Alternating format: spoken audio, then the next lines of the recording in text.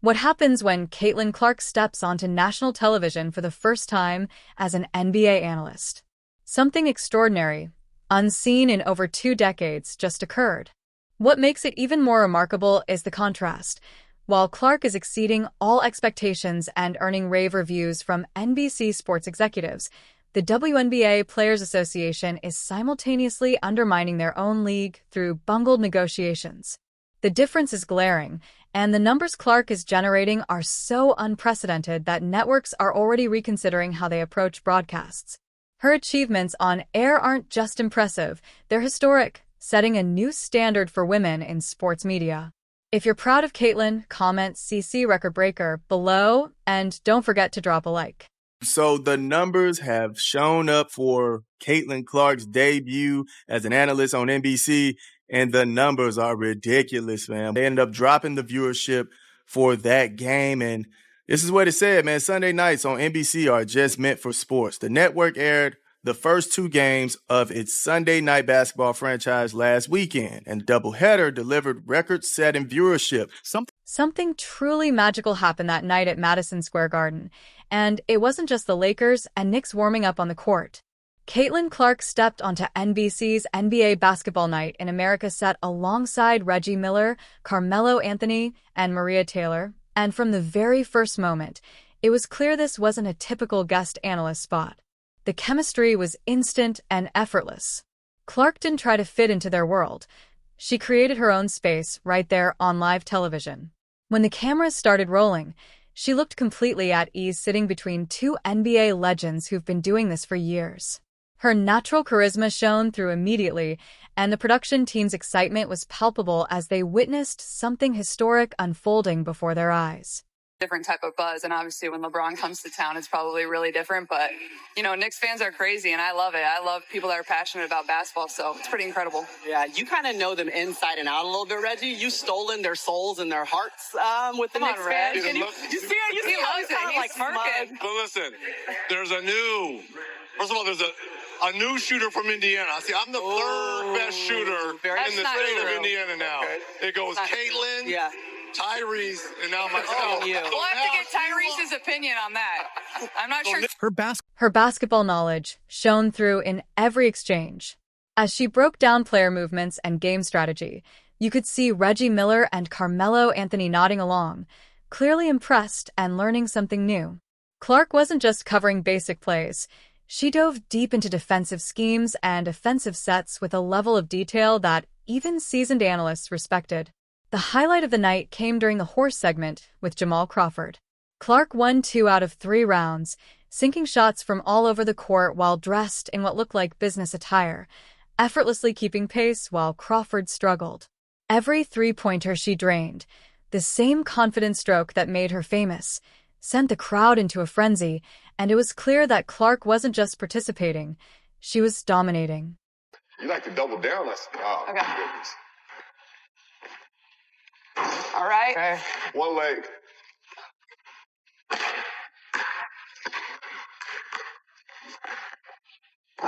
Tie game. In it. Short. Yeah, all right. Surely good. Yeah, you're all right. And B. That looks good, too. Okay. Okay, well, here comes B. All right. All right. B, here we go. Boom. All right, let's end it. And you're Short. Oh! Good job. Great job. Way to hoop. That was fun. Her humor came across as completely genuine, never forced or scripted. Jokes about Peyton Pritchard and Logo 3ES had everyone laughing, even the production crew behind the cameras.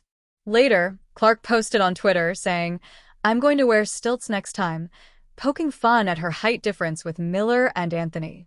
That kind of self-deprecating wit made it clear she wasn't trying too hard to impress.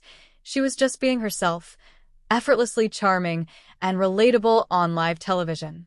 Because one of the things he said was like, I'm thinking in my mind, let's keep them quiet. Have you gone into a big game with literally that on your mind, like walking into the arena? Well, I feel fortunate enough. A lot of the arenas we go into, a lot of people are cheering for our team, which is pretty nice. NBC executives were glued to every moment, fully aware this wasn't just a one-off guest appearance. This felt like an audition for something far bigger. Behind the cameras, producers were taking notes, making calls, and quietly strategizing, while the energy in the studio buzzed with excitement. Everyone there knew they were witnessing something unprecedented, a moment that could redefine how women, and especially stars like Caitlin Clark, are featured in sports broadcasting. Big night the other night when Caitlin Clark joined the pregame for NBC. We're going to see a lot more of her. Yeah, I mean, look, she's a spokesman for Xfinity, and so already part of the Comcast family. We brought her through that, overall deal, and I think she had a good time. She played horse with Jamal the other night, which I think was a fun little segment. And for everything I understand, she enjoyed being on TV with our crew and hope to do it again soon. Clark's poise under pressure impressed everyone in the studio. She handled live television as if she'd been doing it for years, not like someone making their very first broadcast debut. She never stumbled over words, never looked nervous, and when technical difficulties arose or segments ran long, she rolled with everything seamlessly, like a seasoned professional. NBC Sports president Rick Cordello later remarked, "Clark checked every box they hoped for, and suddenly talks of additional appearances were happening behind closed doors." The network executives were already planning future broadcasts with her involved. They knew they had discovered something special, a talent who could reshape how basketball coverage was approached. And yet, the real shock was still to come when the viewership numbers began rolling in the next morning. Rick Cordello spoke positively about Clark's debut, noting that she did a good job and handled the role with ease. He highlighted her understanding of the game and her ability to communicate clearly, two qualities that translate well from the court to the broadcast booth. Cordello also made it clear that Clark was well prepared and comfortable in the setting, something that stood out given the size of the audience and the spotlight that comes with an NBA national broadcast. The numbers that came in the next day shattered records that had never been broken before in NBA television history. When NBC executives walked into their offices that Monday morning, they were staring at viewership data that completely defied expectations. A staggering 4.5 million viewers tuned in across NBC and Telemundo for the Lakers-Knicks doubleheader, making it the most-watched Sunday regular season NBA game since 2002. That's over 2 decades of NBA broadcasts that Clark's debut just surpassed, cementing her impact not just as a player, but as a groundbreaking presence in sports media. Record-setting viewership. Sunday night's first game between the Los Angeles Lakers and the New York Knicks from Madison Square Garden averaged 4.5 million viewers across NBC and Telemundo. Oh my goodness, 4.5? Making it the most watched Sunday night regular season game since 2002. Oh my goodness, excluding Christmas Day. But here's the part that truly shocked everyone at NBC. The pregame show actually pulled higher ratings than the game itself, a first in NBA broadcasting history. Executives were calling each other, double-checking the data, because pregame coverage simply never outdraws the live game. Yet viewers were tuning in specifically to watch Clark analyze basketball, and then staying for the game itself, because she had them hooked. NBC's internal tracking revealed that as soon as Clark appeared on screen, viewers stopped channel surfing. They were locked in from the opening segment all the way through the final buzzer, captivated by her insight, charisma, and presence. Even with all that, still 4.5 million? Man, her motion is ridiculous, fam. It's ridiculous. I mean, I remember literally announcing what was going on and showing the videos of what was going on, and people were in the comment section literally telling me, look, I went for Caitlin, but I ended up staying watching the game a little bit. And I think somebody actually said that was their first NBA game that they watched this year. So the viewership spike happened the moment Clark appeared on screen. NBC's internal data showed audience retention rates they had never seen for pregame coverage. Normally, viewers tune out during analyst segments or switch channels until tip-off, but Clark kept them glued to their TVs for the entire broadcast window. Executives were frantically pulling reports from their data teams, and the demographics revealed something unprecedented. Clark was attracting viewers who normally wouldn't watch NBA games, creating the kind of crossover audience networks only dream about. Women viewers surged by massive percentages, and young fans who typically catch highlights on social media were watching full broadcasts.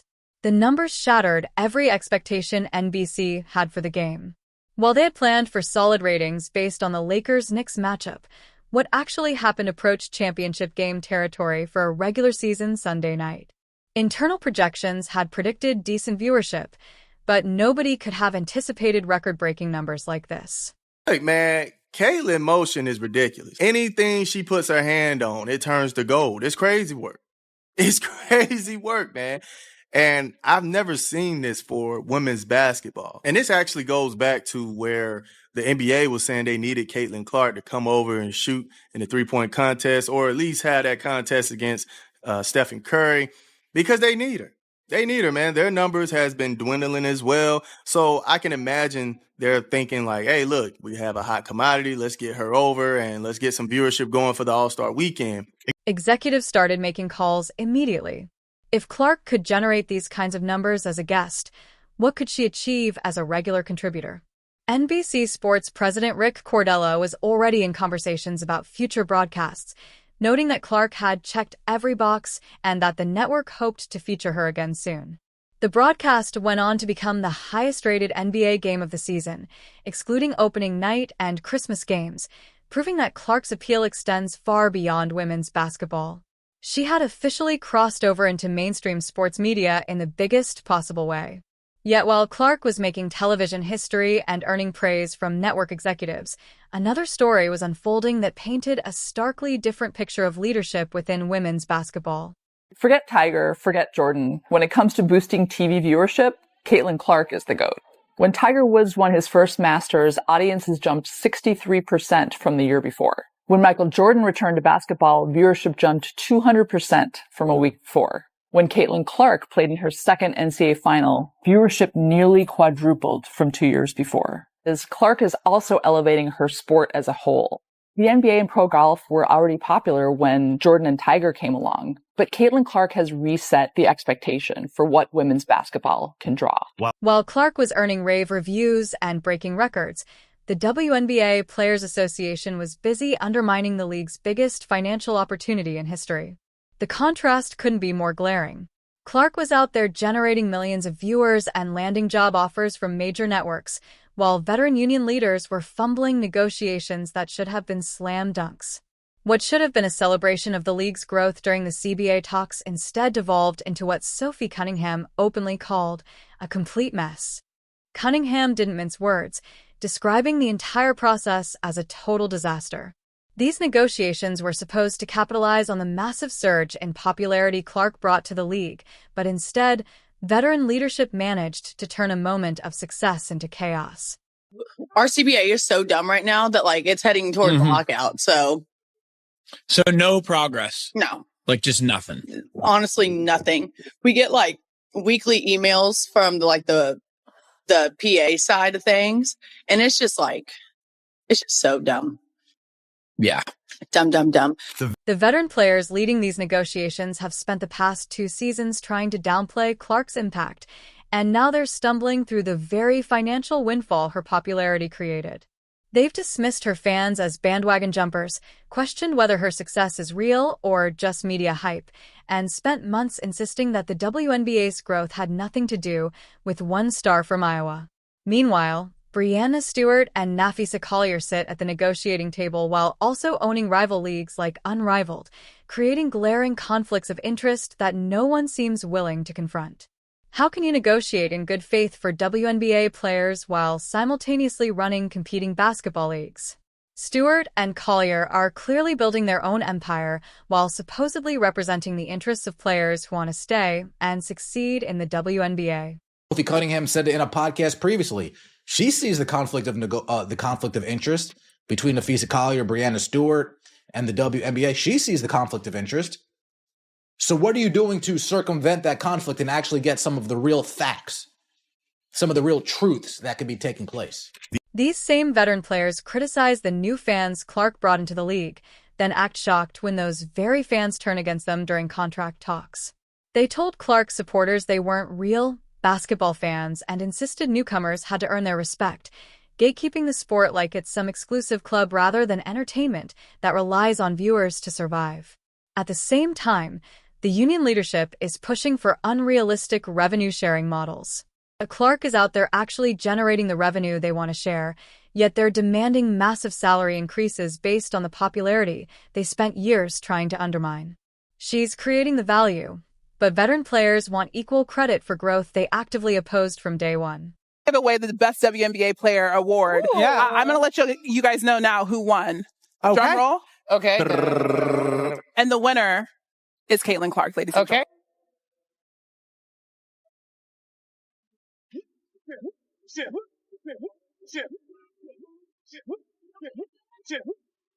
Fans are watching Clark succeed in every arena she enters.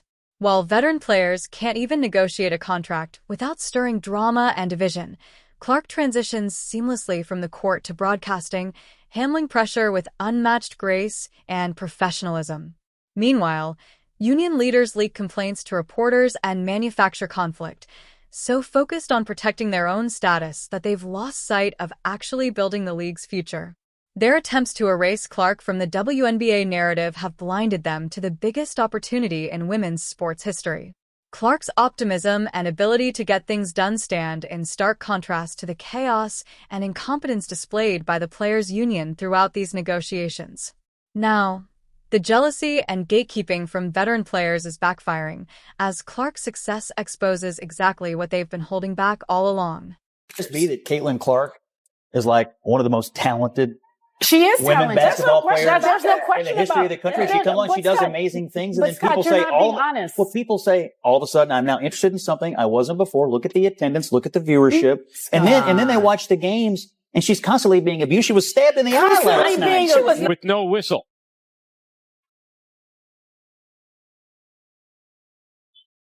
100% she intentionally poked Caitlin Clark in the eye.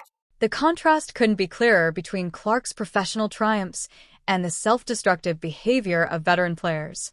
While Clark is hitting logo threes on national television and receiving job offers from major networks, the old guard is busy sabotaging their own league's future. Clark walks into NBC studios and breaks television records. Veteran players walk into CBA meetings and break their own negotiating power. Teammates like Lexi Hull, Aaliyah Boston, Sophie Cunningham, and Kelsey Mitchell are watching Clark open doors for everyone, while veteran players are slamming those same doors shut. These young Fever players see Clark succeeding on every stage she enters, bringing millions of new fans to women's basketball and watching networks fight to book her for more appearances.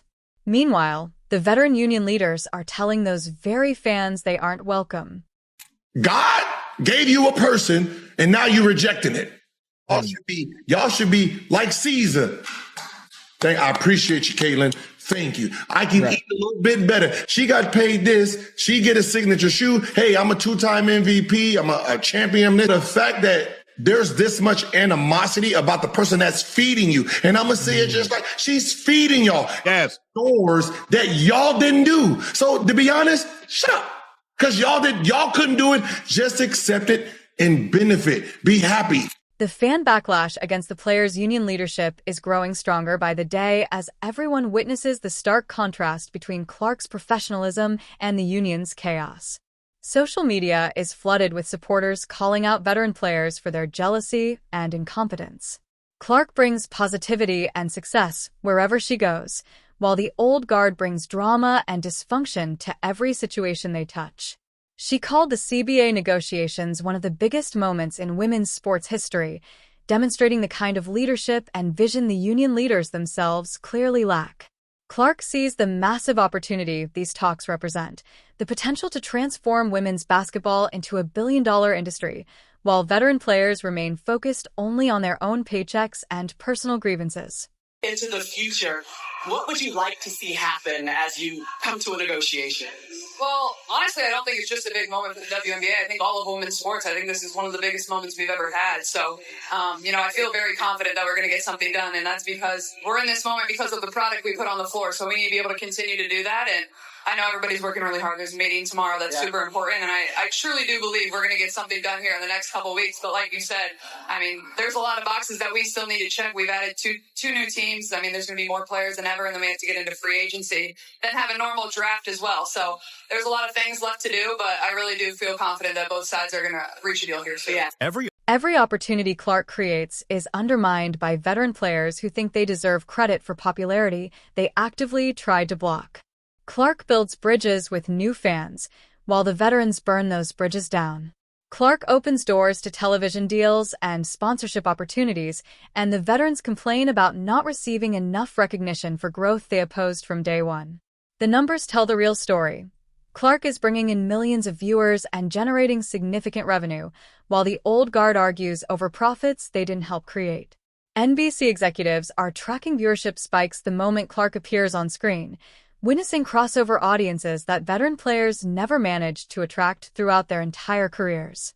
The data makes one thing crystal clear: Clark deserves full credit for women's basketball's recent surge in success. Draft slated for April 13th, but the growth of the league has been so much. I mean, can you just help us to understand the transition this league is going on right now? I mean, it's incredible, and I remember my first WNBA game when I was a young girl. I went to the Minnesota Lynx when they had their dynasty with Maya Moore, and they were playing the Seattle Storm, and now basically any arena you go to, it's sold out. We're adding 2 teams. We're up to 14 now, and then hopefully getting to 18 in the next couple years. So, business is booming, and that's a really good thing. And we kind of just got to keep meeting the moment. The talent's getting better and better. You see it at the college level coming into the professional game too. So I feel very fortunate, and hopefully I have a long career ahead of me as well. NBC executives are already hinting at more appearances for Clark because she delivers results, not the drama and dysfunction that come with the jealous veterans. Network presidents are making calls about future broadcasts featuring her, planning expanded roles and additional opportunities. Meanwhile, veteran players are making calls to complain about contract negotiations, botching the process themselves. The jealous veterans are being exposed for what they really are: obstacles to growth rather than agents of change. Clark, on the other hand, continues proving she's the undisputed face of basketball's future. Every success she achieves underscores what veteran players failed to accomplish despite having years of opportunity. Clark's NBC triumph embodies everything the old guard could never deliver, achieving in a single night what they couldn't accomplish over multiple seasons. So an average NBA regular season game gets 1.5 million viewers. When Caitlin Clark entered the mix, it not only doubled, but tripled the viewership. Just like when she got injured in the WNBA, it took away half their audience. Trust me, we've got past it. It's not because she's white. There's been a lot of white athletes that have been good at sports that don't get the coverage that Caitlin Clark gets. It's because she is different. Caitlin Clark's historic NBC debut proves she succeeds in every arena she enters. While the Players Association leadership continues to fumble the opportunities her success creates, Clark is breaking television records and earning rave reviews from network executives. Meanwhile, the veteran players are mishandling contract negotiations that should have capitalized on her popularity. The choice is clear: support the new guard that's bringing millions of fans and dollars to women's basketball, or watch the old guard destroy the league's best chance at $1 billion future. Clark generates viewership and revenue. Veteran players generate drama and division. Clark and her fever teammates are building something special for 2026, while jealous veterans are busy tearing down everything she's accomplished. If you're proud of Caitlin, comment CC Recordbreaker below, like, subscribe, and turn on all notifications so you never miss an update. Click the video on the screen, and we'll see you in the next one.